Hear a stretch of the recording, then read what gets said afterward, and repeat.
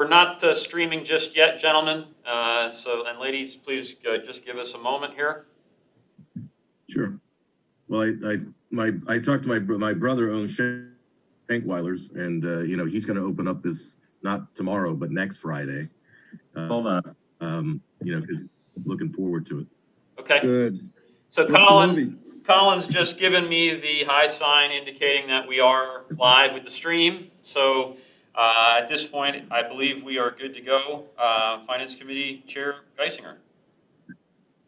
Thank you very much, Mr. Stout. That's a welcome. I appreciate everybody being on the call today. I'm not aware of any public comment that we received, but I think, Sabette, do you want to do a quick roll call? Yes. Hi, Glenn. Okay, You're great. correct. No public comment. That's correct. And I'll do a quick roll call. Brian Daines, Chuck Dicont, Mike Dowd, Frank Facciano, Present. and Glenn is on the call. John Hayes. He's there. He's muted. John's here. Oh, sorry, I'm here, yeah. Okay, got it. Thank you, John. Ron Heckman, Larry Hamburger, Present. Jeff Matskin, Here. Glenn Reedman, Ted Rosenberger,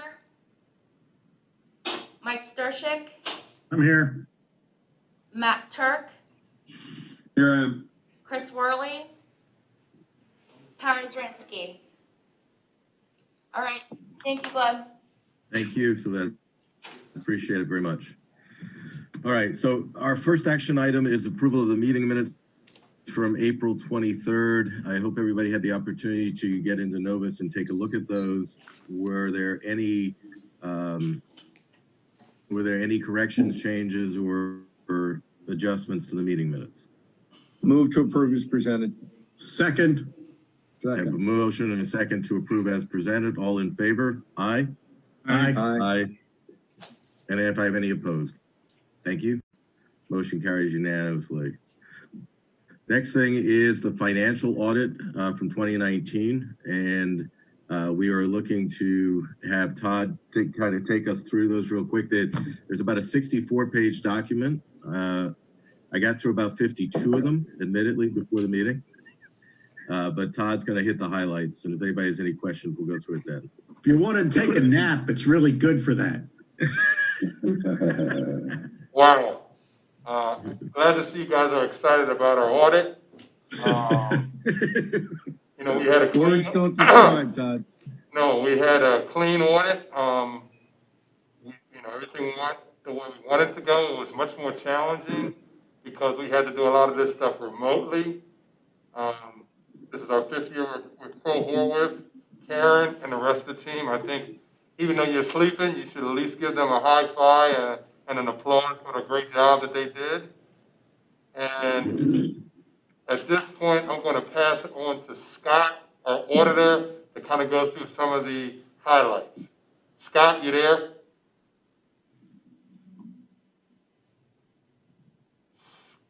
Scott, you still there?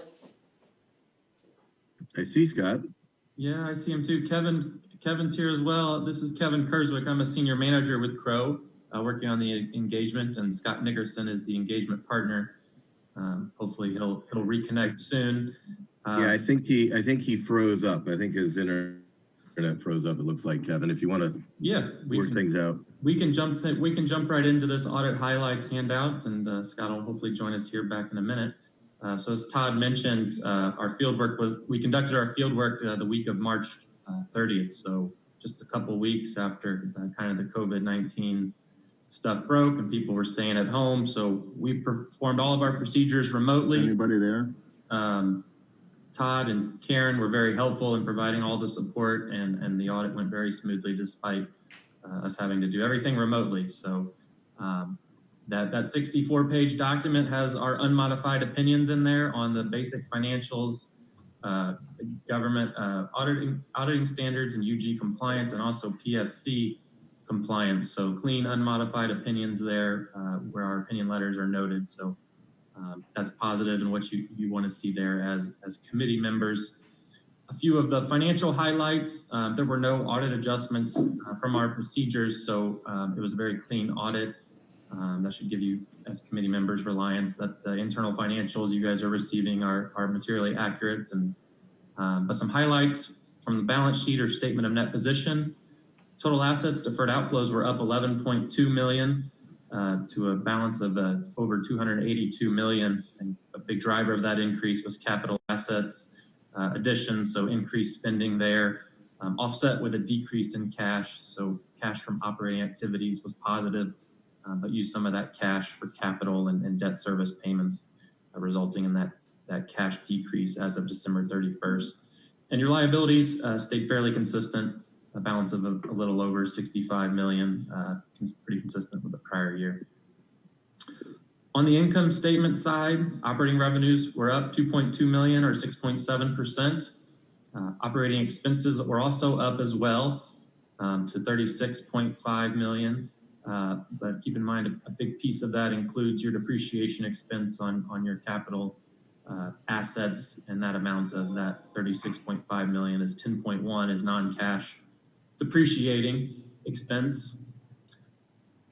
And then as far as non-operating activities, had significant capital additions this year, financed by state, federal grants.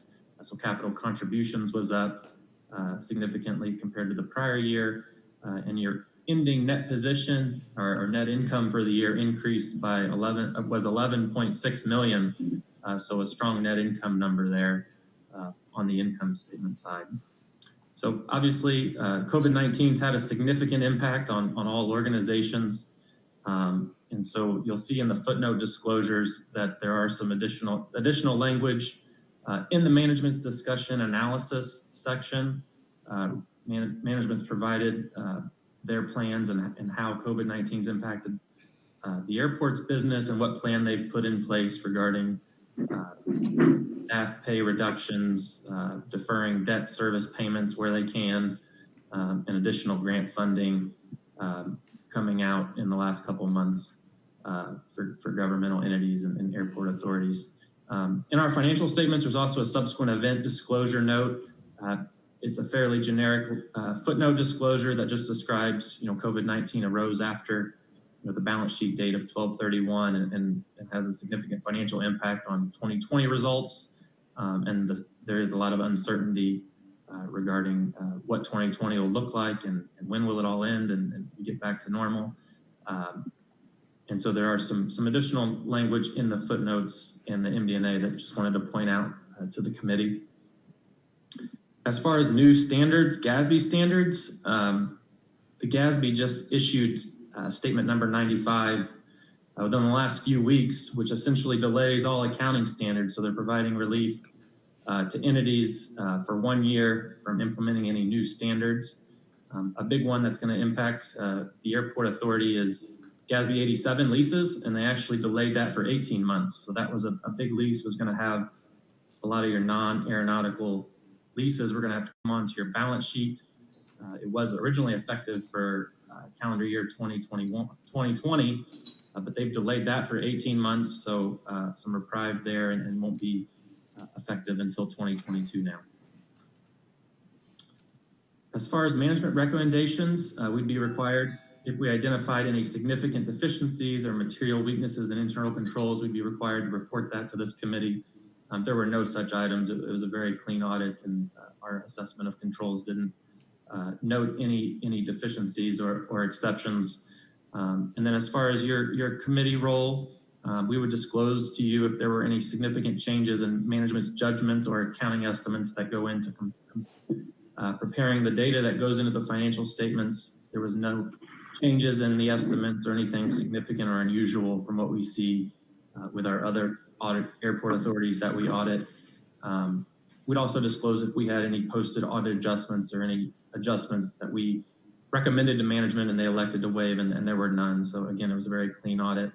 And again, the audit went very smoothly. There were no disagreements with management or any difficulties encountered. So we appreciate Todd and Karen's effort to prepare for us in getting us to this point and staying on the timeline we put together pre-COVID-19, and we were able to execute on that. So appreciate management. And that brings us to the end of this document. Happy to address any questions on the audit process or anything in the report that maybe stuck out to any of the committee members.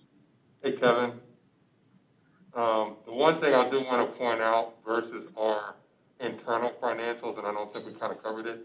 I think he said that if you slide that document up a little bit so that you'll see on a depreciation item there that we said roughly about under the income statement, we had about 10.1 million of depreciation. On our internal financials, we show about half of that because we show the depreciation net of grants, and we don't include the grant income. So that's the biggest differential between our internal and the audited financials. This is depreciation because we only show the depreciation on the items that the LNAA actually pays for versus, and we don't show the revenue that we get from the grant. So that's the biggest variance between our internal and our audit. Right, Todd, this is Scott Nickerson from Crow, and I missed the intro because I had internet issues. Also, I believe PFC and CFC revenue is not showing up on your internal records as well. So the revenues are likely higher in the non-operating area than what you see internally. But I think the good news is that what you are seeing throughout the year is indicative of what is being reported at year end. We're always very conscientious about making sure that timely information is available and it's accurate, because you have to make decisions throughout the year and not just rely on the audit 4 or 5 months after the fact to determine whether those prior numbers were right or not. So I think it's good to understand that from a committee level.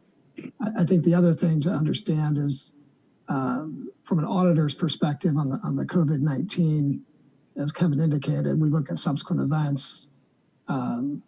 Subsequent events typically is in a normal year is typically not a big issue. You know, did you have a new bond issue? Did you refinance anything? But we did have to take a hard look at January through current day information. And I think most, from my perspective, you know, from a benchmarking standpoint, every airport authority in the country is in a similar situation. We're not seeing a whole lot of changes between smaller versus mid-size versus larger airports. We are seeing airports that have a heavier cargo operation, you know, being better off because the cargo operations weren't as disrupted as passenger services. But I think overall, every airport is feeling the same pain that Lehigh is right now. You know, the CARES Act is providing funding to offset some of those risks, and I think you guys have an allocation of about $6.2 million. I think the biggest trend I see with that is, how do you deploy that money? Do you deploy it immediately, or do you try to save some of it and not knowing how long the impact is going to last? I think that's where most of our clients are trying to figure out the timing and whether they should be saving that money, not knowing how long this will last, or whether they should be putting that money into play now. Some entities are choosing to fund additional expenditures. Some are using it as a safeguard for future operations. So it just varies across different airports and their financing situations. We also look at, you know, any debt requirements, covenants, payments. As Todd had reported to us, you had looked to defer some of your principal payments on your debt, but that's something obviously you want to keep a watch on, is making sure that you're not missing on payments, or inability to make payments in the future is probably a bigger risk. Okay, great, thank you to Scott. I can appreciate that very much, guys. Is there anything from the committee on what's been reported to this point? Any questions on any of those other items? Okay, great. Todd, what else do you want to cover in this, or is that complete as far as the audit's concerned? I think that, like I said, I think that covers the highlights. I mean, from our perspective, and I think Scott kind of covered the things that we really hold important. You know, we look for a clean audit. You want to make sure that the information that you're getting is accurate on a timely basis. And you want to have confidence in the staff that we're doing a good job. And I think that's kind of evident by the audit. So again, I do want to acknowledge Karen and the rest of the accounting staff, because even though they kind of downplayed how much more challenging it was to do it remotely, it was. And we still, if you remember a few years back, we weren't getting our audit done until June, and now we're getting it done in May in a pandemic with a clean audit. I think that's something to be proud of as a committee. I totally agree, and I appreciate that, Todd, and I do recognize staff's effort. Prior to my life in advertising, I was in accounting, I was in auditing, so I do appreciate the efforts that had to be put forth to do that remotely. So I do thank everybody for that. Having said that, I would ask that we have a motion to accept, thank you, Mr. Surgic, the financial audit as presented. I'll make that motion. So moved. Do I have a second? I'll second. Mr. Hayes, thank you. All in favor, say aye. Aye. Aye. If I have any opposed. Very good. Thank you. Gentlemen, again, and thank you for your time. We appreciate your efforts. At this Thank you very point, we much. will move on to the financial report. Thank you, Scott. Thank you, Kevin. Thank you. Thank you. Thanks. Thanks, guys.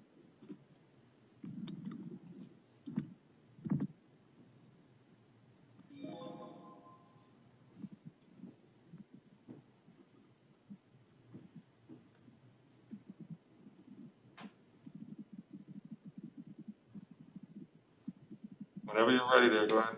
I'm ready. I'm sorry. I thought I was waiting on you. Oh, There you okay. go.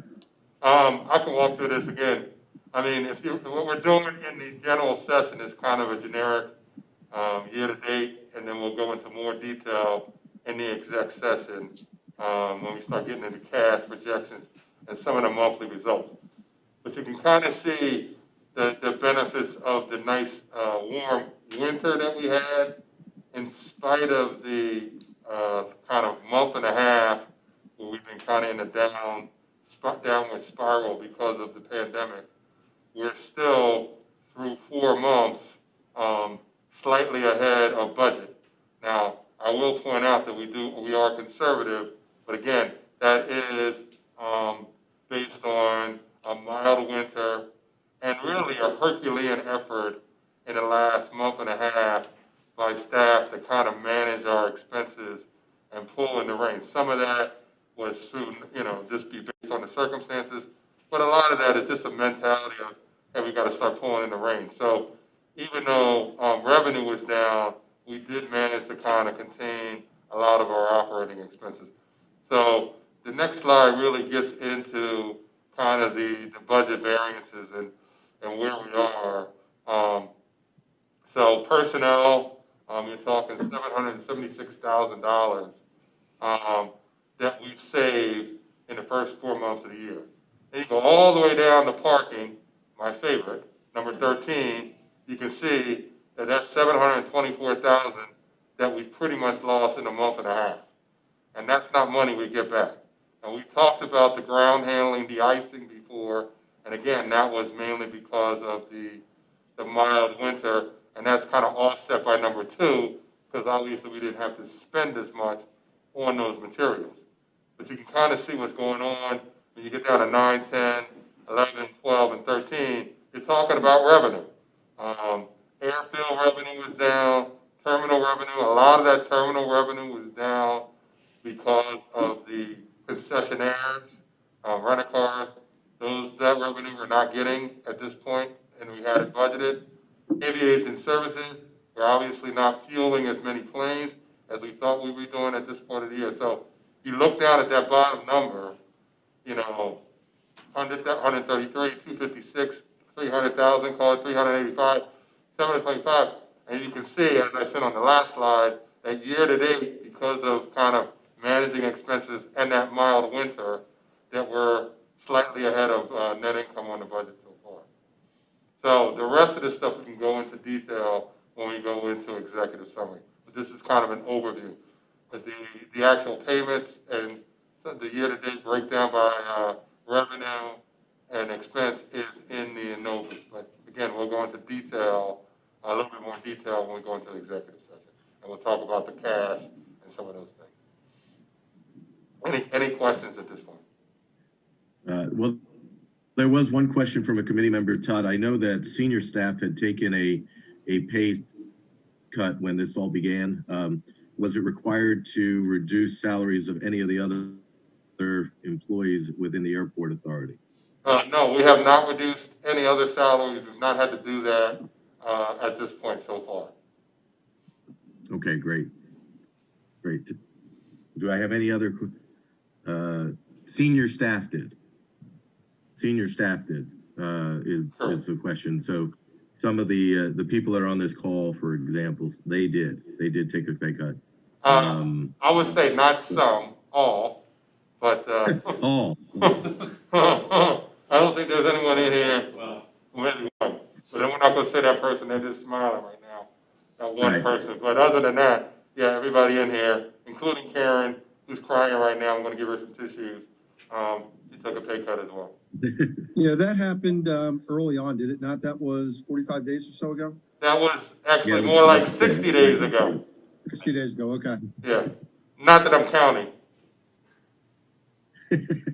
Yep. Well, no, and I appreciate the effort of the senior staff to lead out on that and to, make that sacrifice and realize the position that we're in.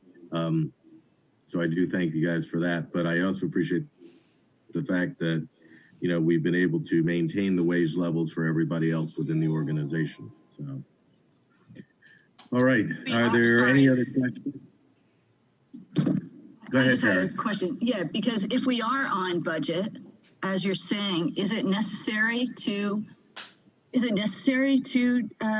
reduce the staff's salary? We can go into the detail of what the projection looks like when we go into the monthly detail. Like I said, part of the reason that we're at close to budget is because we had a mild winter and we've managed those expenses.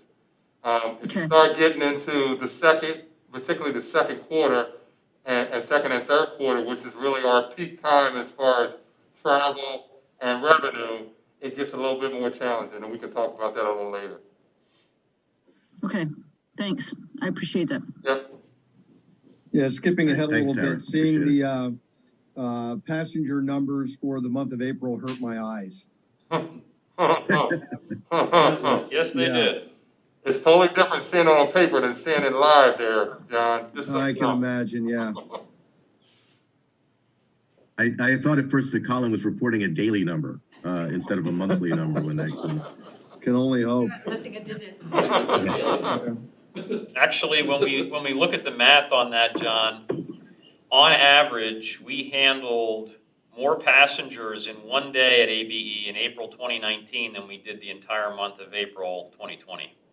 Jesus. So if that makes you feel even better, happy to provide Yeah. that. Yeah, thanks for that, Tom. Yeah, appreciate that, Tom. Thanks. Thanks. On that happy note, I'll ask for a motion to accept the financial statements as presented. So moved. So moved. I have a motion Second. and a second. Thank you, Mr. Hayes, Mr. Fasciano. All in favor, please say aye. Aye. Aye. And if I have any opposed. Very good. I am aware of no new business that we have at this moment. Is there anything from the members of the committee as far as new business? All right, hearing none. Again, I thank the staff for all of their efforts and our accounting firm for their work on the audit. And at that point, I will move to adjourn. There we go. We're adjourned. Okay? Okay, we'll take a 5-minute break. Okay, we'll take a 5-minute break. We're going to keep the live stream going, but we're going to mute the audio.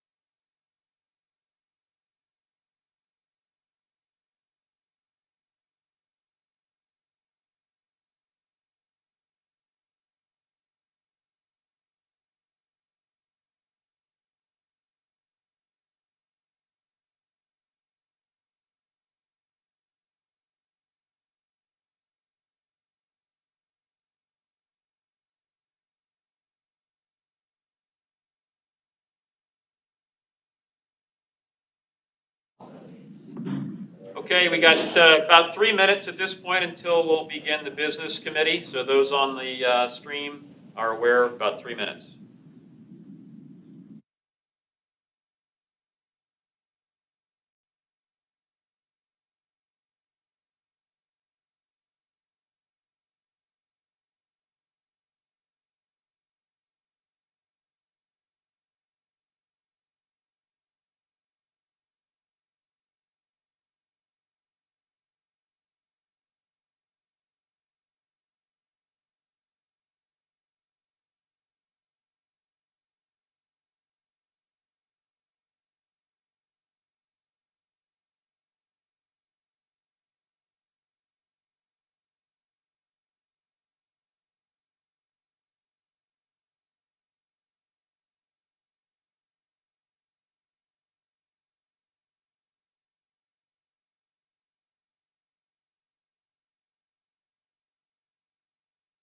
Anyone?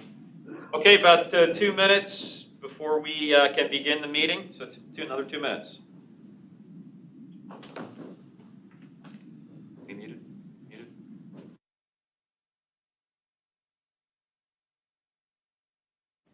Actually, I just reached out to him and he is calling in. Okay, great. And I do see we have Cedric Johnson on, so that's good to see. And I see you have most of your diplomas from medical school on the wall. That's great. Yeah. Good morning. Hopefully you can hear me clearly enough. Are those real or is that one of those Zoom backgrounds? That's what I'm trying to figure out. It's one of my Zoom backgrounds. All right. Kind of what we figured. He's an engineer and a virologist. Yeah, exactly. One is from my daughter for for graduating her elementary school. Okay. And we're about T-minus 30 seconds here, so just about at time. Do we have Mike at this point? We do not? Okay.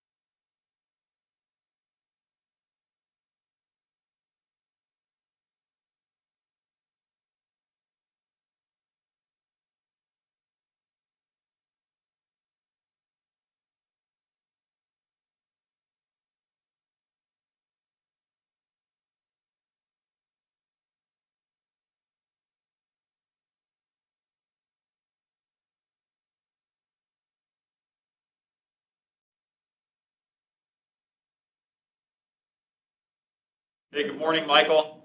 Nobody distancing. As long as he can hear. Crazy. I think he's calling in right now. Okay, fair enough. There he is. Wait. There's Mike Deb. He's connecting right now. Okay, great.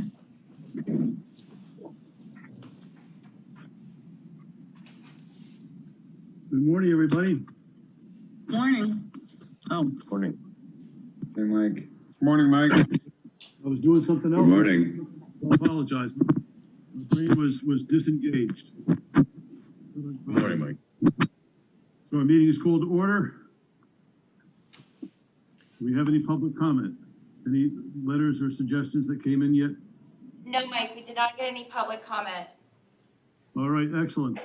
Then move on to the action item. Motion to approve the minutes as distributed. Do we have a quorum? I guess I should ask that question first. We're going to verify the committee quorum there, Sylvette. Mike Dowd, Mike Turner's on the screen. Yes, we have a quorum, Mike. Thank you. I have a motion to approve the meeting minutes of the April 23rd meeting. So moved. Do I have a second to that? a second. Second. Thank you. Tara, all those in favor, please say yes. Yes. Yep. Yes. To Terrific, terrific. Then let us move on to the next item on the agenda. It just came up on my calendar.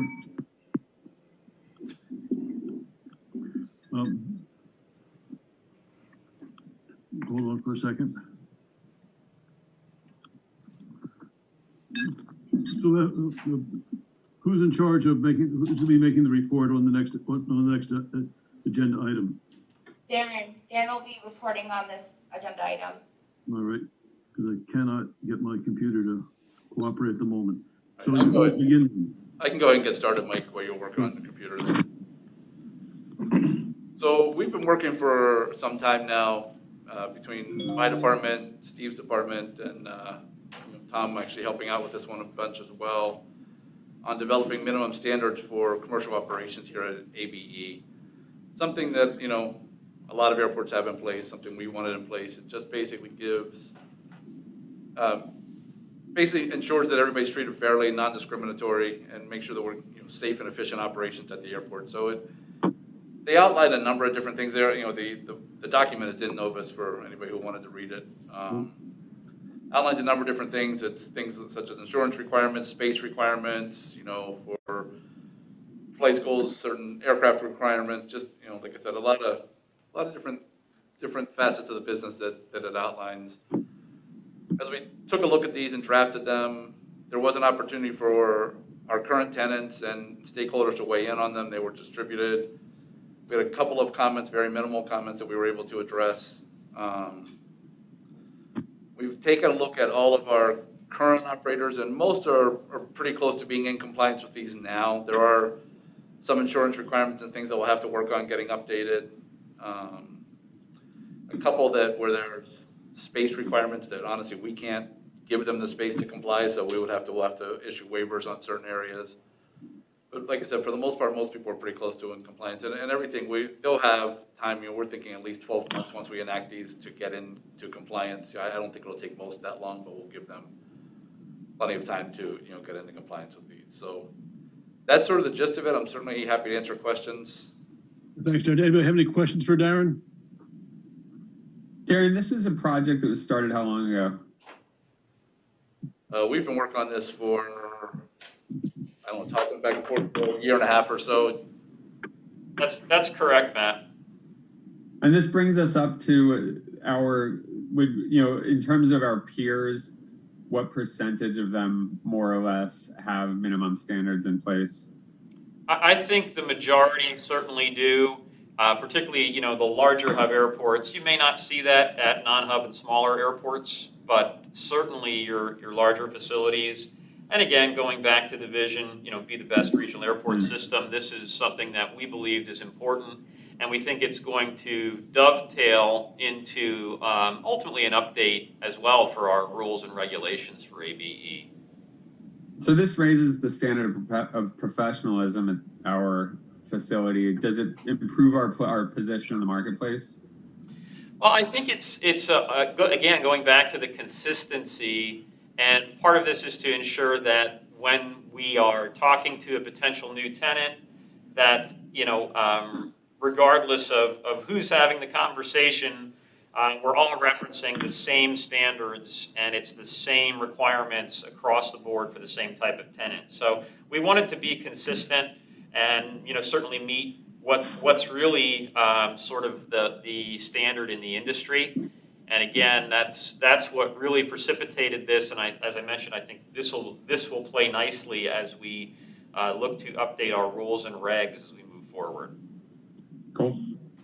Yeah, thanks, Darren and Tom. I think it's appropriate. I think we're absolutely right in the sense that it does dovetail remarkably well into our goals and our mission statement. So I think it's appropriate for us to be well ahead of the curve and probably ahead of our most immediate competition than anybody else. Do we have a motion then to approve this and move it forward for the authority meeting next week? I'll make a motion. Tara. Thanks, Tara. Do we have a second? Second. Well, any further questions? Then all those in favor, please indicate by saying yes. Yes. Yes. Any opposed? Then thank you very much, and let's move on to to another important item. Darren, I suspect you'll be making a presentation here, approve amendments to the Rockefeller purchase and sale agreements. That's correct, Mike. That's So, up on the screen. yeah, so we're basically coming back to amend these. We've been working on the deed of release with FAA for Lot 5A in Hanover Township. The COVID situation has certainly not helped us with that. Right prior to sort of everything slowing down or shutting down, FAA came back and let us know that we needed to actually go and have a second appraisal done on this property and then a review appraisal as well. We had ordered that appraisal again, literally right before, I think probably the week before everything kind of stopped. Since then, our appraiser is not responding, so I don't know if he's just not working or, honestly, I don't know. We have not been able to get any kind of response, phone calls, emails, anything. So we're actually working now on finding another appraiser, which, we're trying to find someone who's got some relevant experience and things, but which we'll find. That won't be a problem. And either way, we have to go through that, then we'll have to do a review appraisal, and then it has to go back to FAA. They have reviewed the deed of release already. And certainly, Ryan can jump in if there's questions on that piece of it, but they did send back a couple of comments, but honestly, pretty minimal comments that need to be addressed, that will be addressed when we resubmit with the new appraisals. So, but we're looking at, so that we don't have to continue to come back here every month or 2 months to ask for another extension, we're looking at just extending these till December 31st. They would obviously not go that long. They will go 30 days after deed of release. We would anticipate, if everything goes well, that we would have a closing sometime September timeframe, giving time to get the initial appraisal done, the review appraisal is done, FAA review, and then it takes a 30-day federal registry posting as well before the release is complete. 30 days from that time, Rockefeller will have 30 days from the time we receive the deed of release to close on both of these properties. So, again, I'm happy to take any questions, but Rockefeller's complied with everything. They're still paying their deposits. We're waiting for verification from the escrow agent that they have received all of those, but no reason to expect that they have not. So before we sign this, we'll get that. Continue to be earnest and enthusiastic. Oh yeah, trust me, they would close this minute if we had the release. They want the property, honestly. They would like to be working on it. Well, they've already leased 1 million square feet that they completed just on one of the other properties.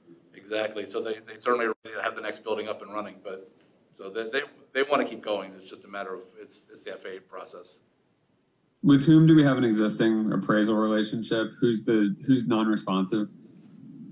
We have the first appraisal we had was Ladona Associates. That's who we use we've used for the most part regularly. The second appraisal had been a gentleman by the name of Raymond Geiger, who we had used for the second one, and like I said, he's the one. He was on board, ready to go. Price was right, the whole thing, and then it just sort of shut down. So that's the one who's become non-responsive. So I actually spoke with Laura Ladone again yesterday, and she's getting me a couple of more recommendations that we can reach out to. So, and then I've worked with Ray in the past. I'm surprised to hear that he's non-responsive. Yeah, it's been very odd because he was in the beginning, he was super responsive, very helpful. So I'm hoping that everything is okay, to be totally honest, because I've tried him on his office, cell, email, and not heard anything. So, and then we'll be using Blair Bates as set up to do the review appraisal after we get the second appraisal. So, Any other questions for Darren? You've been talking a lot, Darren. Yeah, I'm ready to be done now. All right, then we have a motion to approve the amendments to the Rockefeller purchase and sales agreement for lots 5A and lot 6. Moved. I'll second that motion, Tara. Thanks, Tara. Thank you. Any further questions? No. If there's no further discussions, all those in favor of passing this on to the authority meeting next week, please say aye. Aye. Aye. All those, any opposing sign? All right, thank you. And next item for us is the approval of the PennDOT direct funding channeling agreement. Who will present that for us? That will be Ryan Meyer. Thanks, Ryan. Yep, thank you. Good morning, everybody. This is somewhat of a simple exercise that we do every 5 years, but basically we need an agreement between us and PennDOT to directly apply for grants to the FAA. Kind of funny, but that's the way that PennDOT has a Channeling Authority Act from 1975 that we need their approval in order to do that. So basically in our best interest and PennDOT's interest from a staffing perspective and time to the FAA for grants, which is what we've been doing for a number of years now. The current agreement expires near the end of June this year, so no agreements required. It lasts for about 5 years. And again, it just allows us to apply directly to the FAA for grants, more streamlined. And then when we do submit our grants to the FAA, we send a copy of those to PennDOT, so at least they have the paperwork for the, the 5% shares from the FAA. Obviously, it doesn't impact our state grant projects as applying to the state directly anyways. And then, as you probably recall, I think we went back and forth beginning of this year with some of the signing authority, with some of the executive staff. That just rolls into this. But we obviously need to accept the channeling agreement prior to executing it. So we're just looking for approval to accept the direct funding channeling agreement from PennDOT. Really just kind of a pro forma passing something we've done before. Yep. So the motion then to accept this, to approve it? So moved. A second? Second. Thanks, Michael. All those in favor, please say yes. Yes. Any opposed? Then excellent. Then let's move on to discussion items and a capital projects update. Okay, thank you. Sure. Thank you. I guess, Ryan, we'll turn it over to you and Cedric. Sure. Yep. Thanks, Tom and Mike. Yeah. So we have the design team. I know you've seen in person. Now you're seeing virtually, just like everything else. Cedric Johnson, Mike Stewart, and I believe Mike Pavelski's on there as well. So what we wanted to do, I know we've talked the last committee meeting about the progression that we've had with our security connector TSA checkpoint project. I think last time we were in front of the board, we were at about the 30%. We've gone past the 60%, had some review meetings and a lot of good information. And obviously even post or ongoing COVID, there's been some discussions and analysis ongoing with the project. So we thought it was a good time, talking with Tom and the consultants, thought it would be a good time just to give the board a quick update. And then, depending on timing, Mike, it's up to you. We have the typical capital project update slides in Novus, for anyone that wants to look at them. There hasn't been any major changes, but obviously this connector is a pretty big project we wanted to talk through. And then very briefly at the end, we have just some follow-up with the parking garage discussion we had a while back. I'm assuming you may remember. Just to give you an update where we are with that, because again, even though some of the construction that we've been doing has been delayed or stopped with COVID, planning for some of these things is still very critical. Knowing a rebound is coming at some point. So I guess with that, I'll turn it over to Cedric unless anyone has any questions before we start. Cedric, thank you. Good morning. It's good to see all of you virtually again. I look forward to when we can see each other face to face. I guess what I need to do first is share my screen. Okay, let's see if I can do that. Am I able to, Sylvette? I guess Sylvette, yeah, let me see if I can share it. It won't let me share it until. So that's stop sharing. Hit the stop share there. She hit stop share. There we go. Thank you. Okay. Can you all see my screen now? Yes. Yep. Okay, excellent. Okay, and Ryan used those two words, quick and brief, and we're going to do the best we can to go through this as quickly as possible. We err sometimes on the side of trying to give you more information than less, but I promise I will go as quickly as we can. So just as an overview, Brian just mentioned it. We have the 60% submission update. This is our design development we're continuing on. We wanted to make sure we identified any new issues that should be brought to your attention, and then always very, very critical for everyone is the budget confirmation and determination of next steps. Just from an agenda standpoint, we will briefly go through the discipline progress of where we are, and then just try to identify the coordination issues, schedule, permitting, and then at the end there, cost estimate and owner direction and next steps. Ryan alluded to the fact that we do have just a brief discussion there at the end for where we are with the parking garage development. I know it's been a while since I've been in front of you, and I thought it was important to just, again, even in this new crisis condition that we have nationally, to talk about why we're doing the project. First of all, there's the unreliable equipment. You'll note the lack of stair, essentially right there where the two escalators are. The elevator's undersized. The capacity of the checkpoint, even with the reduction we're seeing in traffic, is still an issue because of the social distancing requirements that need to be implemented and will probably continue to develop in the post-COVID-19 world. And then finally, kind of the passenger level of service was not what we would want there for ABE right now. And that close proximity space you see in the picture here to the right with the tunnel, it's critical at this point that we inspire confidence in the traveling public to come back to the airport, and that's some of the reasons why we're doing what we're doing.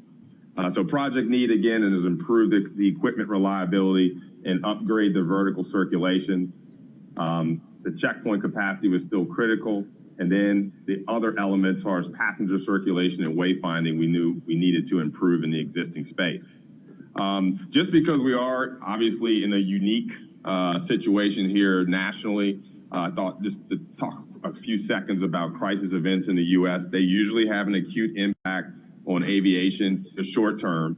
That traffic reduction does two things. It can offer an opportunity for airports to invest in their infrastructure for the long term. What it also does is, because the economic impacts can be detrimental in the beginning, it offers a favorable bidding environment where you typically can see a reduction in bids when they come in. In addition to that, federally, they're typically trying to stimulate the economy on the transportation side with shovel-ready projects, and they look for those. And we experienced that in 2006 with the American Recovery and Investment Act. And usually those investments pay off long-term when traffic returns. And again, I mentioned that the most critical element now for us is to try to garner that sustained confidence that we want to have back in the air travel as we begin to recover and come back and get ahead of the curve with the proactive planning. This was just a statement from the U.S. Department of Transportation. The last time with the Recovery Reinvestment Act, there was over 800 airport facilities that received federal stimulus funds. To just reset ourselves again, this graph here shows the in-plane passengers is the blue line over the last 50 plus years. And then the orange line is the U.S. GDP. And what you'll note is these are all different crises events that happen nationally, whether it be 9/11 or the subprime mortgage crisis or SARS or avian flu or Ebola. And the bottom line was just kind of like the stock market, the in-plane passengers growth continued to nearly 1 billion in 2019. And again, while the impacts to us are acute, they always return and come back over the long term. And I know we're all cheering for the aviation community for that to occur. So what does this project do? From a goal standpoint, it offers an opportunity for us to rise to the occasion. One, to resolve the equipment reliability issue that I mentioned. Then increase terminal checkpoint capacity, not just for the next 2 years, but really for the next 15 to 20 years based on the traffic we have. We want to satisfy the TSA standards. We know the TSA standards are probably going to be adjusted some to incorporate post-COVID world and social distancing. And finally, enhance the passenger level of service that we have. And note on this exhibit that we've shown you where we're separating the departing traffic from the arriving traffic, which is going to be critical in the post-COVID world.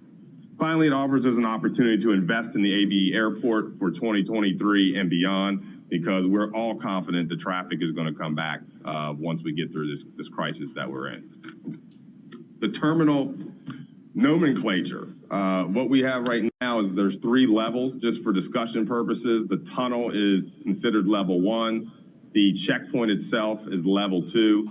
And then the connector and input into Wiley Concourse is considered level 3 as we walk through just the disciplines going forward.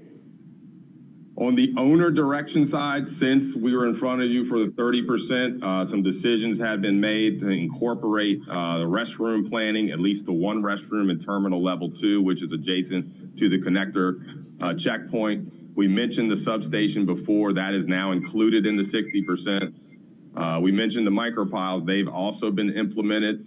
We recommended to deal with the concerns over risk associated with cost creep and then also schedule lengthening. We recommended the implementation of program management to act as extension of staff for the airport, and we're working towards that now with the construction manager. And then we are also pursuing a LEED certification. They have what they call the ACE grant, which is an alternative and clean energy grant, which allows for up to $2 million in grant money towards the project. And finally, we all are very well aware of the condition that we're in right now. We are investigating other COVID-19 improvements, both on the technology side, on the air purification side, on the contactless travel, antimicrobial, et cetera. Mike will talk a little bit about that as we move forward here. Just to set the stage for the disciplines, existing conditions, survey, geotech, they're all done, as-built are done, and the utilities have all been investigated. And now I'd like to turn it over to Michael Stewart, the architect of record, to walk through the architectural components. Thanks, Ed. Good morning, everyone. Wanted to take some time to walk you through, as Ed had mentioned, we're in a post-COVID world, so I think, some of what we talked to today, we'd like to form it in the context of that sort of post-COVID world, and how is our design syncing up with sort of that new normal that we're all sort of working through today. In terms of the overall plan, in terms of the checkpoint, this is sort of our basic plan in terms of where we are. Said you can go through one more slide. So I think one of the things that we want to talk about really, first of all, is space, right? So space is really important. The amount of space that we have, whether that's queuing, whether that's vestiture, whether that's screening, whether that's revestiture, all of those things are really important. And this particular design really offers a tremendous amount of space for all of those program elements to work in a post-COVID world. So we're pretty, on top of that, our concept of really infusing a tremendous amount of natural light, whether that's the perception of feeling light, bright, open, clean, or also the amount of UV light that's getting in to the corners, bacteria, all those kinds of things. Those are elements that this particular design really reinforces. Next slide, Ted. In terms of the overall plan, we've had some, getting into the nitty-gritty of the checkpoint and the layout, working with this particular stakeholder, TSA, in terms of the type of layout. This is the CT standard. So in our conversations with TSA, we've had a few. We've really looked at the CT, which is the computer tomography, and the ASL layout. This is the automated screening lane layout.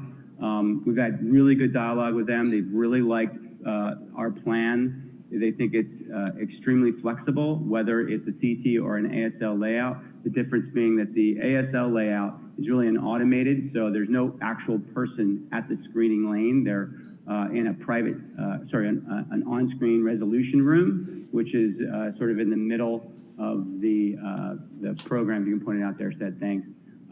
So this obviously, the ASL layout is a much higher throughput, but good news is they really liked the structural layout, the lack of obstacles in terms of sight lines, the walker ductwork that we're using. All of it's really flexible, and it's really been a really good dialogue with them. So they're really happy with sort of where we are in our overall development of the design. Go to the next slide, Ted.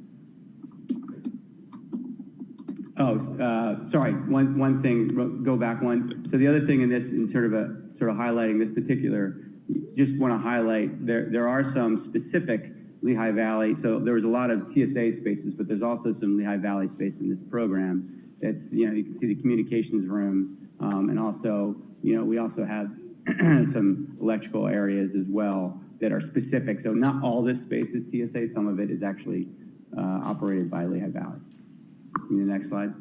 So from a planning standpoint, you know, in terms of our overall development, we've continued with the overall Part P of that flow up and through the elevated connector. And as Ted mentioned, which is really important, that decoupled outbound and inbound flow, which obviously if we work in any supermarket today, you understand the importance of decoupling flows in terms of public circulation spaces. Next slide. So again, you know, light, bright space, pulling you upstairs. One of the things that we are going to look at is the integration of artwork. So what we've done is created a really good sort of canvas, but we do think the integration of artwork, a sort of local artwork flavor, would really help embellish the space, and could be a nice rhythm to pull you from the checkpoint potentially through the bridge and out to the Wiley Concourse. Next slide, Ted. And then our inbound flow down, again, you know, that lower level, you know, not a tremendous amount of light, obviously natural daylight, so we are trying to infuse as much natural daylight as we can. So that large glass monitor you see pulling light down and down into the lower level is really important. You can kind of see the light as it cascades down the escalator.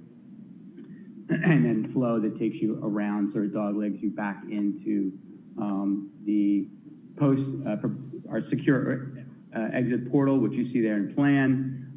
So as you can see on the right of the screen, the escalator's coming down in dark blue, and there's the dog leg that brings you through this proposed secure exit portal space.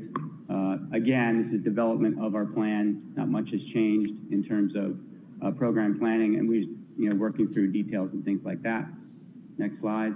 Gives you a good sense of the decoupling of that. The blue area is pretty much an outbound path, and then the lower tunnel is the inbound path that you see through there. Give you a sense of how they overlap each other. So one thing new that you haven't really seen is our development through the restrooms. So this gives you a good overall view of the restroom from a planning standpoint. The item 1 is the restrooms that are part of this particular project scope. So I'd like to give you some highlights. Existing plan, I mean, this is a very tight plan. This plan, you've got plumbing on almost every wall. So just from an efficiency standpoint, it's just not very efficient from a space standpoint. It's very tight. So really not a great layout from a passenger experience. We can go to the next slide. So this is our proposed plan. So really plumbing on really 2 walls, which is much more efficient for a variety of reasons. Our entry is much more generous in terms of space allowed, and it's just a much more intuitive sequence. In terms of visually, as you're looking at the space, you can kind of get a sense. I'm standing. The ticketing is over to my right. Downstairs escalator, you can see directly in front of you. You can see where our new restroom location would be. Our entry, some super graphics that really, kind of call out the men's and women's rooms, and an overall threshold that's celebrated in terms of graphics and in terms of signage. When we get on the inside, so in terms of, COVID, I mean, I think one of the things that we've always kind of subscribed to is not only the perception of clean, but how do we maintain and design these so that they can feel clean. So, water migration, touchless points, whether it's water, whether it's soap, whether it's paper towel, trash, all that stuff, you're not touching anything. Water migration from the sink, anywhere it stays in the sink. Large format tile, large surfaces, non-porous materials. Anytime you have a grout joint, that's an opportunity for bacteria to build up. So we're trying to limiting that amount, and then also want to kind of make it feel light, bright, and airy inside as well. And in terms of our overall materials, obviously durability, maintenance, life cycle costs, those are all pieces that we have integrated into the design. We're developing the finish board, which we, as much as we love doing these things virtually, you really got to see the finishes, you got to touch the finishes to really get a sense. So we'll provide that to you for the terminal and for the restrooms as well. So in terms of the fly-through, you can kind of see as we walk into the terminal building, you can kind of get a sense of that new restroom location that we're showing. And it is do restrooms before the checkpoint makes a lot of sense. As we work our way through, you can kind of see that light, bright airiness as we work our way into the queuing area. Again, talked about public art, a lot of opportunities for public art in here. Really is a nice canvas to work through with that. We really worked with structural engineers to limit the amount of columns in the space, which really opens up the sight lines, which TSA has really responded well to. Natural light infuses through the space. We're trying to mitigate that natural light with some baffles, so we kind of reduce any opportunity for glare.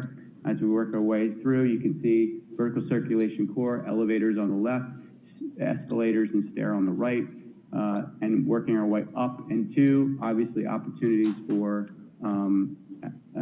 artwork, advertising, wayfinding, all that stuff is integrated into the design. And then as you get to the top, now we're actually at our level 3, and we're working our way into the Wiley Concourse.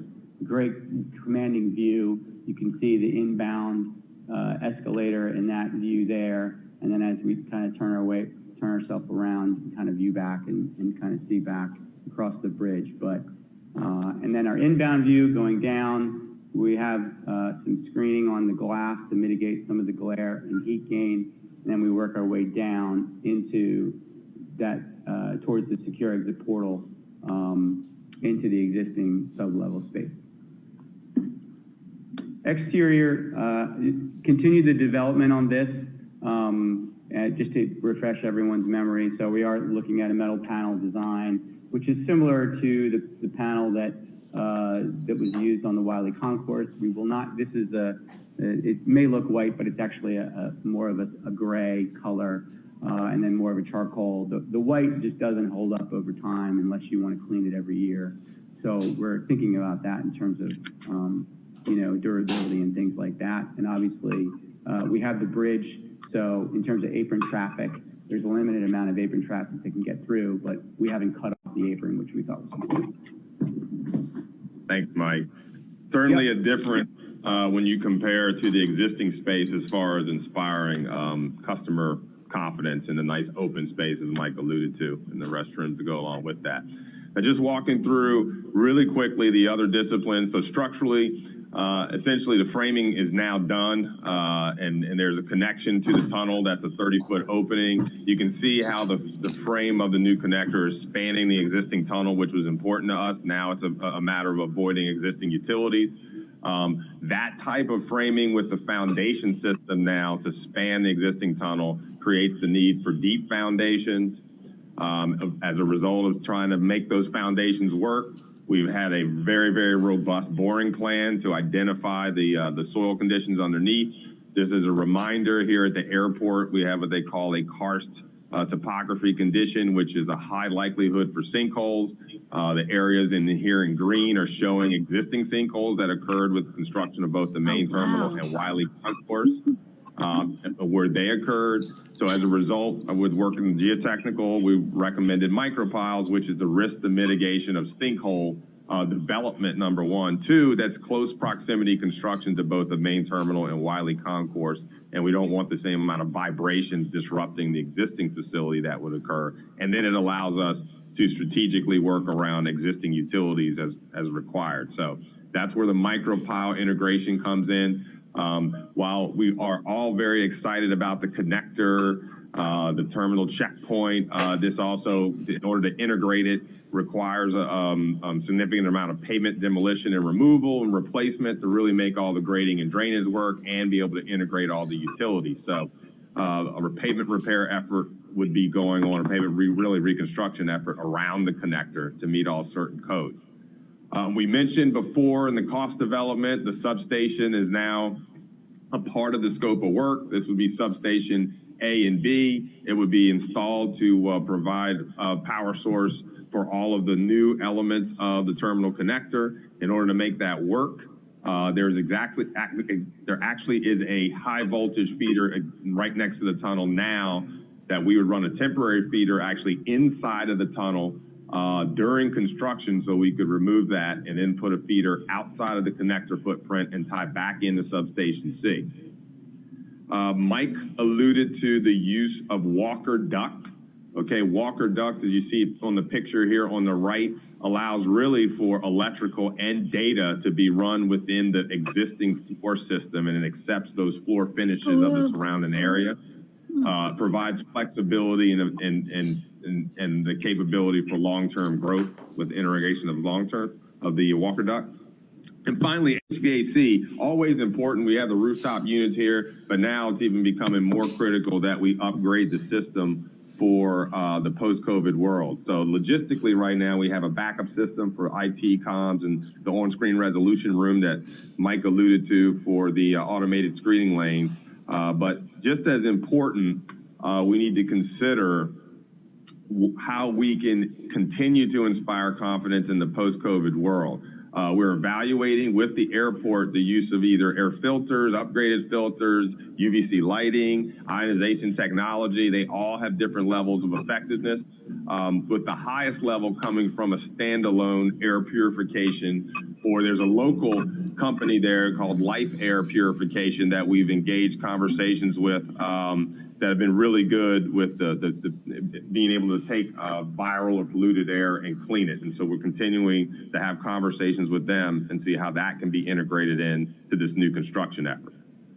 Finally, on the mechanical side, you see the potential for, again, confidence for your consumer. The flight information display, the baggage information display, where am I going, what time is my flight, and then the advertising and revenue generation that goes along with that helps facilitate all of your wayfinding and gravitate your passenger to where they need to go. The coordination issues that we have here, I won't go through each one of them. Obviously, COVID-19 is at the top of the list.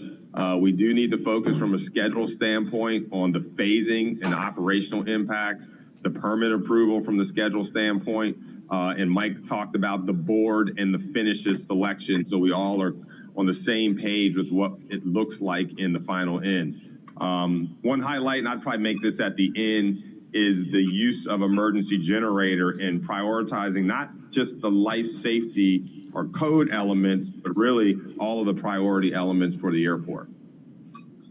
Design schedule, working our way to 90%. That will come in June 8th, and then the final will be July 27th. The procurement schedule, again, is late summer, so August 10th, with a bid opening September 25th, and then coming back to the board for discussion in October, and then hopefully with board approval in November 2020 to start construction in 2021. Important to mention that this is a multi-prime contract. You have a GC, mechanical, electrical, and plumbing separate contractors with this, hence the need, we think, for a true program manager to help facilitate that. We mentioned permitting and the fact that the schedule, we want to maintain that schedule. Just a couple of highlights here. We've already had the kickoff and discussions with the township, but we're aiming for early August to get approval recommendations from the LVPC, and then the NIPD's permit, and then finally in November, the record land development plan. Now the cost, the fun part. The last time I was in front of you, we showed you this cost at 30%, which included these validation items, the secure exit portal, high voltage feeder, substation we talked about, the multi-prime. The restrooms, which were all 5 restrooms, was incorporated in that cost, the TSA equipment, and then the micropiles implementation. So about $7.25 million. The rough construction cost estimate was a range from 22 to 28, depending on the element. That number did include a $4.5 million construction contingency, which was about 20% of the overall cost. At 60%, important to highlight here, these are pre-COVID market costs. So this is not incorporating a favorable bidding environment right now. All of these elements have been included. The restrooms have reduced from 5 to 1. So we're doing that main one. Mike kind of went through the finishes for that. The multi-prime approach is still there. The micropiles is still there. Roughly about $4.75 million. You take the 10% contingency, so we reduced from 20 to 10 with design development. It's about 2.3 million. The construction estimate is 25.2. We've also had a cost estimator validate this number as well. This is COVID-19, post-COVID-19 improvements. We included a contingency right now and therefore $1 million to incorporate any of the technology that we want to for the post-COVID world. The TSA equipment, Mike talked about the ASL, the automated screening lanes. That's paid by TSA. They confirmed that. We have a number roughly about 1.5 million. And finally, the PMCM, really construction inspection soft costs that go along with that is 3 million. The total program cost with all in is approximately $30.7 million. When we look at that program estimate of 30.7, I mentioned the equipment is paid for by TSA. The ACE grant is up to $2 million as an incentive. Many of the lead requirements, I know Mike Pavelski's on the phone, have been incorporated in the design already. There's other lead gold elements to get up to that $2 million funding. The state grant approvals already at $1.5 million, and additional application was submitted October 2019 for $2.75 million. And discussing with Ryan and Tom, we continue to pursue other potential state funding mechanisms. I mentioned at the beginning of this presentation the potential for shovel-ready stimulus.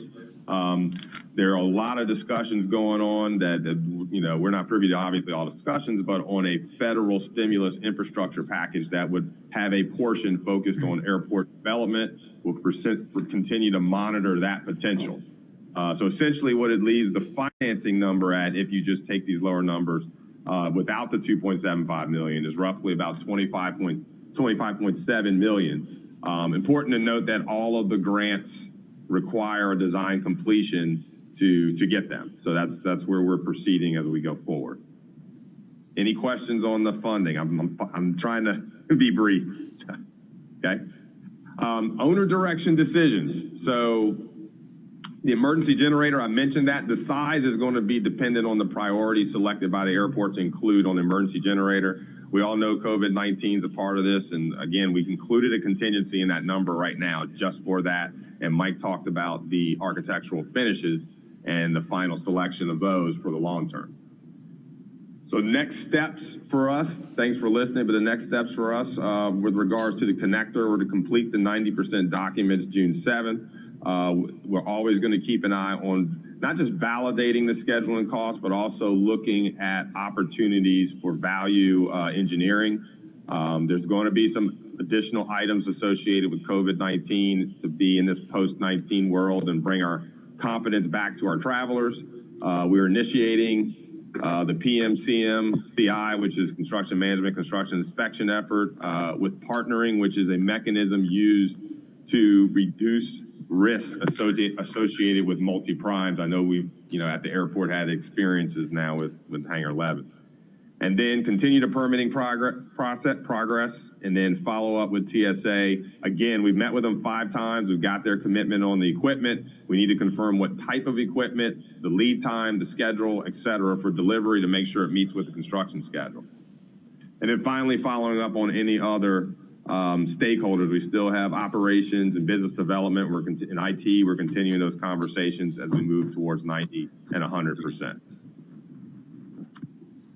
Are there any questions on the connector before I move real briefly to the garage? Okay. So Ed, I have a question on state funding. Yep. How secure, given the state's probable financial situation post-COVID, how confident are we that those funds are going to stay restricted for aviation use?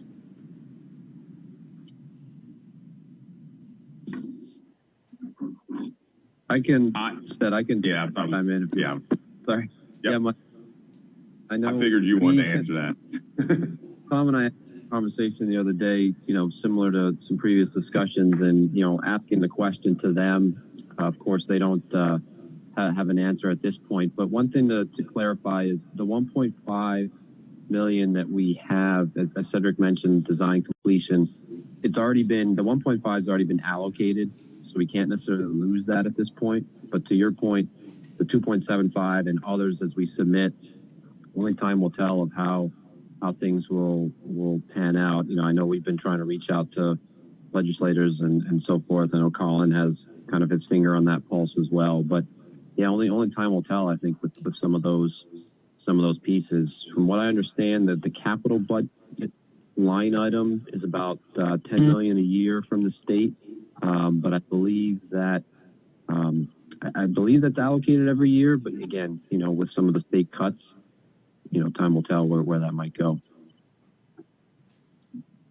And Ryan, this is Michael Pavelski from the Shore Partnership. So just to jump in, although the ACE grant obviously is a competitive application process, all indication and correspondence that Ryan and I have had with the state indicates that that funding that was allocated for 2020 is still going to be decided upon in July and awarded to the grant, you know, however they're going to award the grants to the applicants.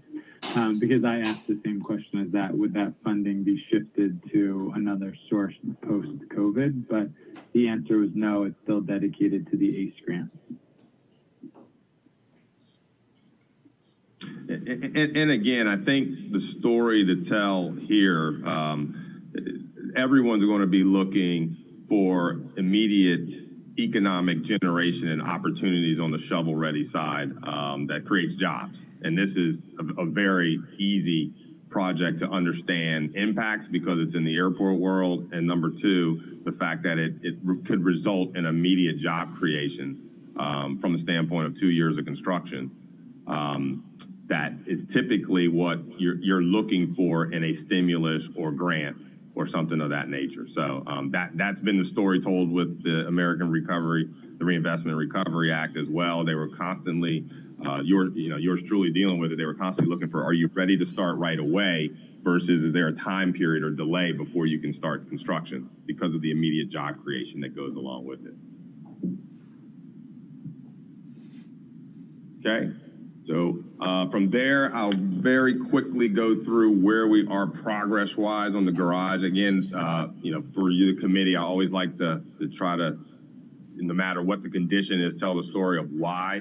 The blue line just kind of represents the present day parking capacity. I think you all remember before COVID, we were in a transition, although employments were going up and parking wasn't going up as fast, but it was still going up past what the capacity was. Our numbers were showing both short-term and long-term were literally 95% full. We now obviously had a 2-month, essential shutdown, and there was a drop. And now what the expectation over time, and that's the key thing, is over time, is that the employments will begin to return to previous levels. And now, more likely, the parking demand will come close to the employments component because your technologies that were out there right now are obviously hurting. Uber and Lyft, et cetera, you're actually more likely to want to drive on your own in this post-viral world. And typically what we look at is where that offers a chance for us to not be reactive, but to be proactive and take advantage of some of that opportunity, because the hope of all of us is that we return to previous COVID levels, and then now we're prepared and can be proactive about it. What were the parking improvements ultimately doing? It was a capacity need. Like I mentioned, we had a 95% pretty much every day. The airport was trying to find additional spots or shuttling people to the terminal. Revenue generation, because parking is probably one of the primary elements for revenue generation at the airport. So you want to be able to meet the demand. The customer service piece is important too. I think families arriving on one side of the lot and then having to take a shuttle versus just being able to walk directly in, there's a benefit to that. And then what goes along with that is the wayfinding and security component that the weather protection of a garage and the lighting all offer, whether they're day or night parking. So the last time I was in front of you, we had 3 locations. One was really in the multimodal area, the rental car lot. One was in the short term, as shown in blue. And now the other one was in the employee lot. We've expanded that, if you'll notice, 5 levels for the employee lot, 6 levels for both the short term and rental car lot. And then the resulting stall counts of 1,080, and I say maximum 1,080, 1,680, and 910. So we were able to, with the height restrictions and the real estate restrictions, expand the potential for the size of the garage. Just to give you shots, because I think the location and seeing it is important. This is the multimodal. It's important to note the bus loop is still incorporated in this picture, so the lower level would not transfer all the way through. The lower levels wouldn't, because we would still have the bus loop within this structure. That kind of gives you an idea of where it is related to the main terminal. If you're in your vehicle, there's the garage at the face and pointing its way towards the main terminal. The short-term parking lot option, again, it kind of blends in, but I think you can see it there. The short-term, 6th level across from the main terminal, still accessing through the tunnel itself. When you're in the vehicle on the departure roadway, looking at the short-term garage gives you kind of the view of that. And then finally, the E-lot. Now, this is not shown in its expanded version that we've done. We're working that out right now, but gives you an idea. The E-lot kind of flows along with the roadway system from the main terminal. And then visually in a car, you're seeing the garage. It's kind of wayfinding to the garage itself. You see that when you're pulling up to the main terminal. All of these numbers in this matrix at the end, what it really represents is if you look at the red is the employee lot, the yellow is the rental car lot, and the blue is the short-term lot. Everything highlighted in orange, the lower number is good. It means it's first place. So all of these parameters we've utilized to evaluate these 3 options, whether it was costs, whether it was revenue generation, or whether it was construction, and they have either a high or low level of importance. And you can see, in general, the employee lot had a lot of first place in elements that had a high level of importance.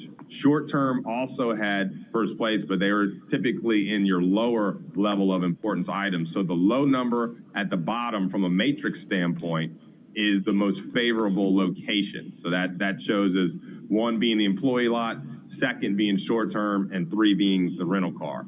We're continuing to have discussions and obviously some input from you all too on the level of importance for each one of these to adjust the matrix. But that's what we initially are using for evaluation. So the question might come real quickly on what's the cost of not doing anything and working back to the why. We took some very conservative numbers, essentially assuming an annual growth of about 3% based on the capacity data we had, a parking rate in today's dollar of 25, and then an occupancy of 50%. So the way to think about it is either 1.5% growth at 100% or 3% growth at 50%, because the garage is obviously not always going to be full or have people parking all day. So it's really a 50% number. The latest parking we had was about 95% pre-COVID. This just gives you the generation of the cumulative parking revenue loss over a 5, 10, 15, 20-year period, again, at 50%. So 269 spaces is $4 million, and you can see as time goes percentage-wise, it grows, and cumulatively, without having that parking available at 50%, at 3% is about $59 million.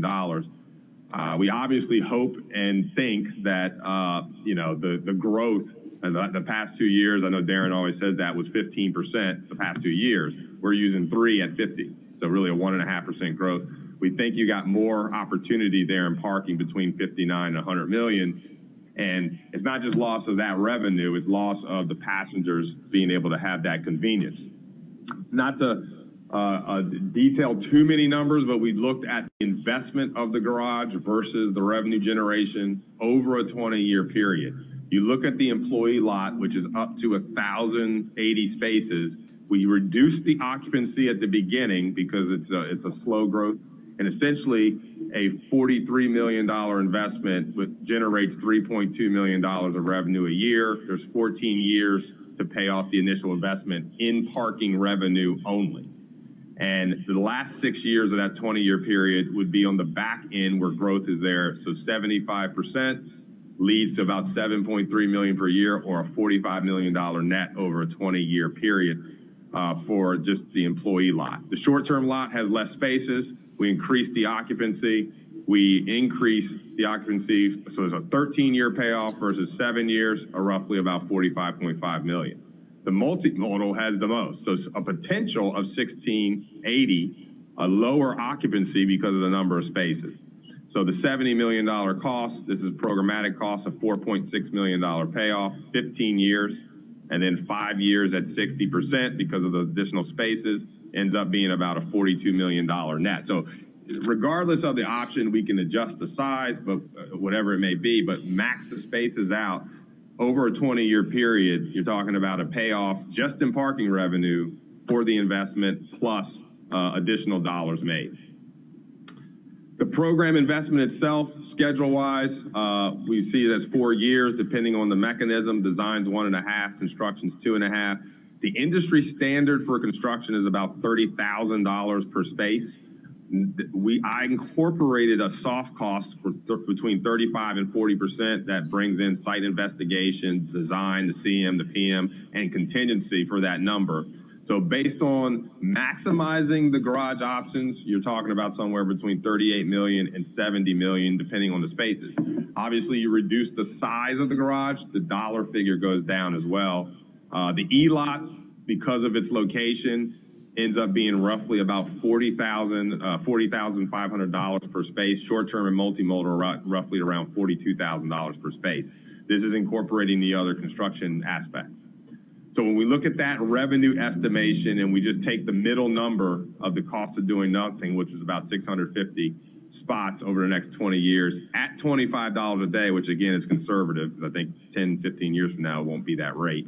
You're talking about $4,500 per year per space, even with a 50% occupancy.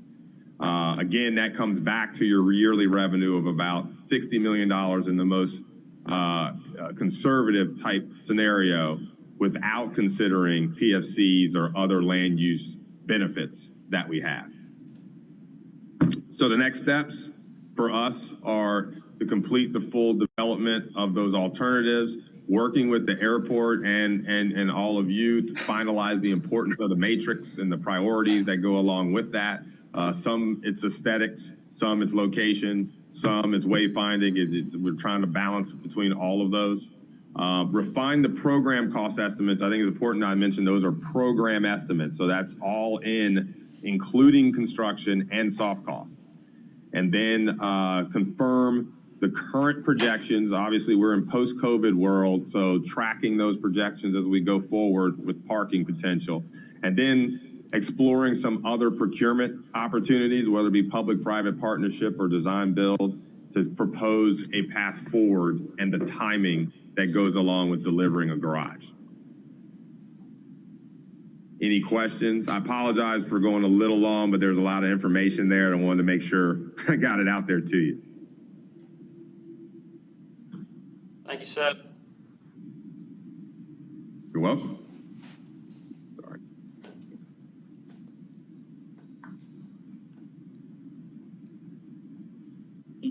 If there aren't any questions, I thank you for the time to at least update all of you, and look forward to seeing you all in the future.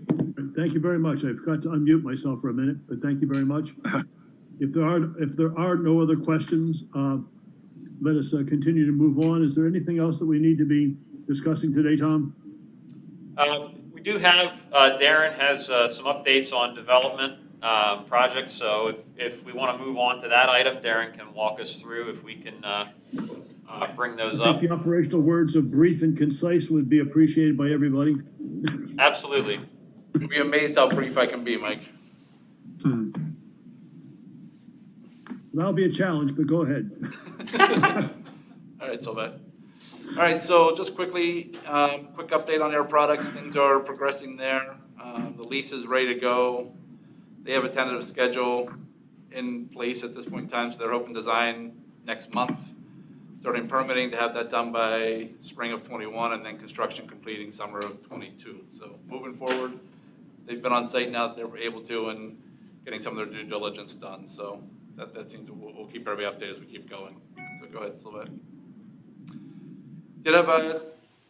We had put our conversations with High on hold for a couple of months there, just as right at the beginning of the COVID situation, as obviously the hotel industry got hit probably as hard or harder than the airport and airline industry.